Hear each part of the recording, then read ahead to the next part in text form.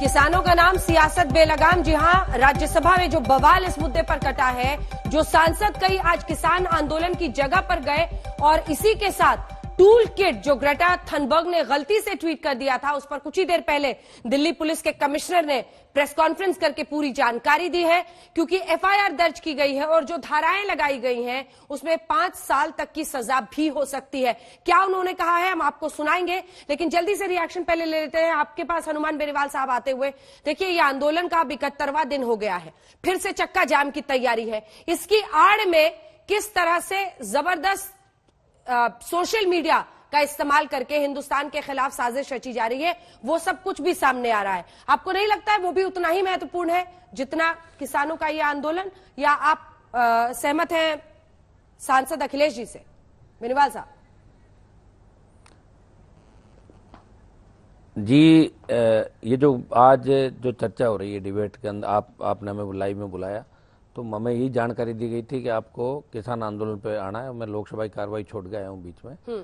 मैं तो इतना ही इसके अंदर कहूँगा कि भारत विरोधी गतिविधियाँ कोई भी हो, चाहे उनके तो हर हिंदुस्तानी उसका विरोध करेगा और जांच भी होनी चाहिए। लेकिन किसानों का जो आंदोलन देश के अंदर चल रहा है, उसे किसी बारी ट्वीट की आवश्यकता नहीं, किसी बारी ताकत हमें मदद करे, हमें इसकी आवश्यकता नहीं। हम किसान के बेटे हैं, हमारी लड़ाई हम खुद लड़ना जानते हैं। आज 71 दिन हो गए, 100 से ज्यादा शहादत दे दी। और 26 जनवरी की जो घटना हुई थी, निश्चित रूप से उस घटना के अंदर जो भी असामाजिक तत्व थे उनके खिलाफ हमने निंदा उसी दिन करी थी। और बड़े आंदोलनों के अंदर ऐसी घटनाएं अक्सर हो जाती है, लेकिन किसान डटा हुआ है शांतिपूर्वक तरीके से। और जिस राजस्थान स्टेट से मैं आता हूँ, शाहजहांपुर बॉर्डर के अंदर, और कल हमारी ट्रैक्टर परेड भी कल है और उसके बाद परसों चक्का जाम है। निश्चित रूप से सरकार कितना भी प्रयास कर ले, देश का किसान थकेगा नहीं, रुकेगा नहीं, झुकेगा नहीं। हम प्रधानमंत्री जी से ये अपील करते हैं कि आप किसानों की सुध लें, सुने। और देश का किसान, कांग्रेस भी इसके अंदर राजनीति करे तो कांग्रेस ने भी कोई किसानों का भला नहीं किया। मैं पहले जो हमारे कई नेतागण थे उनकी बात सुन रहा था। कांग्रेस अब जो आंसू बहा रही है, अगर कांग्रेस भी पहले सोचती तो किसानों का बहुत भला कर सकती थी।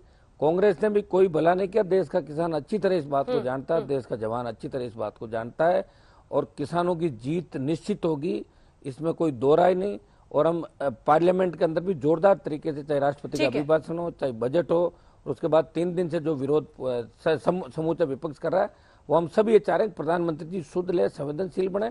और आज जब विपक्ष से हमारे कई साथी गाजीपुर बॉर्डर गए थे सांसद, और उनको किसानों से मिलने नहीं दिया गया, और कील लगा के जिस तरह 6 लेयर की सुरक्षा बनी, ऐसा लग रहा है जैसे कोई बॉर्डर पे कोई आतंकवादी हमला या कोई नेक्सलाइट वैसा होने वाला था। तो ये भी सरकार को सोचना चाहिए। अन्नदाता है, और अन्नदाताओं का अपमान अगर सरकार जितना करेगी उतना ही सरकार को नुकसान उठाना पड़ेगा।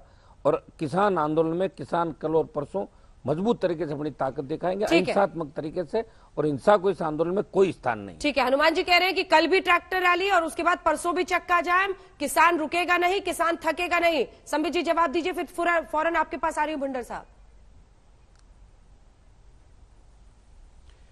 देखिए, बड़े सम्मान के साथ में हनुमान जी के 2 बातों से एग्री नहीं करूंगा। हनुमान जी ने कहा बड़ी बड़ी जब प्रोटेस्ट होते हैं, बड़े बड़े जब इस प्रकार के धरनाएं होती हैं, तो उसमें 26 जनवरी जैसे कुछ घटनाएं हो जाती है। मैं इस बात को नहीं मानता कि 26 जनवरी वाली बात जो है, वो जो हिंसा हुई थी, वो जिस प्रकार का उपद्रव हुआ था, वो कोई छोटा विषय नहीं है। वो एक षड्यंत्र था, और षड्यंत्र के अंतर्गत ये पूरी की पूरी घटना हुई थी। और हिंदुस्तान के किसी भी बच्चे को ये अच्छा नहीं लगा था कि हिंदुस्तान के लाल किला के साथ, हिंदुस्तान के पताका के साथ, तिरंगे के साथ खिलवाड़ हो। दूसरी बात, आपने कहा कील लगाया गया है, अन्नदाता को मारने की कोशिश है। बॉर्डर पे भी नहीं होता है, ऐसा बहुत लोगों ने कहा। बॉर्डर पे कील इसलिए नहीं लगाया जाता है, केवल एक तार की बाड़ होती है, क्योंकि बॉर्डर में गोली चलाने की इजाजत होती है। बॉर्डर के उस पार से जो लोग आते हैं वो हमारे देश के नहीं होते हैं, उन पे गोली चलती है, उनके लाश को हम बिछा देते हैं। मगर यहां तो उपद्रवियों को भी हम नहीं मारना चाहते, हम केवल प्रिवेंटिव मेजर ले रहे हैं, रक्षात्मक कदम उठा रहे हैं। याद रखिए, दिल्ली पुलिस ने किस प्रकार से संयम का प्रदर्शन किया था 26 जनवरी को। इतना कुछ होने के बाद खुद उनकी हाथ कट गई, खुद वो गड्ढे में कूद गए, मगर फिर भी दिल्ली पुलिस ने ऊं कहा न चूं कहा।